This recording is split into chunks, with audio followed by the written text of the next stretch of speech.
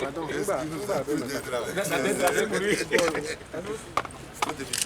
non, je rejette la démission. Non, balancer la question. C'est bon? Oui.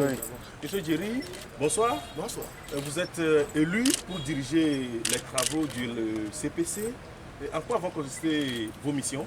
Vous savez, la CPCA, l'ensemble des points que la CPC va traiter sont convenus dans l'arrêté portant création du CPC. Et l'ensemble des points qui sont en urgence aujourd'hui, vous savez, on a l'extrémisme violent qui est aujourd'hui un problème qui concerne le pays. Mais les questions de ce bureau vont être prises en compte de façon collégiale. C'est une prochaine réunion que ce bureau va avoir, vous savez, comme je viens de nous mettre en place. Et vous aurez sans aucun doute des informations très rafraîchies sur le contenu de notre première session qui aura lieu certainement au mois d'avril. Est-ce que vous allez pencher sur la question des prochaines régionales?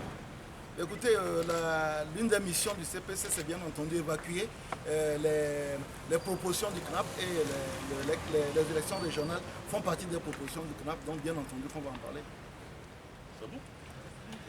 Est-ce qu'il faut garder espoir, M. Djeri? Écoutez, je pense que le CNAP s'est organisé dans une approche inclusive où tous les partis ont pu faire passer l'ensemble de leurs propositions.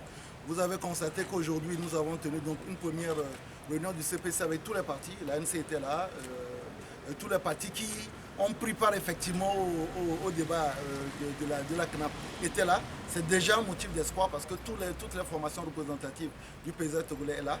Et donc je pense que si on part sur cette bonne base, on peut régler tous les problèmes qui ont été d'une part soulevés par le CNAP, mais aujourd'hui on a aussi les problèmes liés à la santé, les problèmes liés à l'environnement, les problèmes liés à la sécurité, les problèmes liés à l'économie. J'ai entendu certaines personnes parler de la vie chère. Aujourd'hui, au mois de décembre, vous savez, le taux d'inflation était de 4,1. Donc c'est un problème sur lequel, sans aucun doute, le CPC va pencher pour faire des propositions, sans aucun doute, au gouvernement, qu'elle a l'attitude de les mettre en exécution. Est-ce que vous allez faire revenir la DMK et le cas autour de la table? Je pense que la porte est ouverte. Chaque réunion du CPC, pour même cette réunion-là, ils étaient invités, ils ont décliné les invitations, mais je pense que sous les 3 mois où nous gardons donc la présidence du CPC, nous continuerons de façon formelle et sans aucun doute aussi informelle à faire en sorte que toute la classe politique se retrouve, puisque nous travaillons dans l'intérêt du peuple togolais. Vous pensez que sans eux, vos travaux auront leur portée? Aujourd'hui, vous savez, depuis maintenant 5 ans, la classe politique togolaise est allée régulièrement à des consultations électorales. Ce n'est pas tout le monde qui est allé, mais on se rend quand même compte qu'au-delà des difficultés, le pays avance. Et je pense que le pays va continuer à avancer avec toutes les personnes qui ont envie de faire avancer ce pays. Donc ils n'ont pas envie de faire avancer le pays? S'ils ne sont pas là, je pense qu'ils ont peut-être une façon à eux de faire avancer le pays. Il faut dire que c'est bon.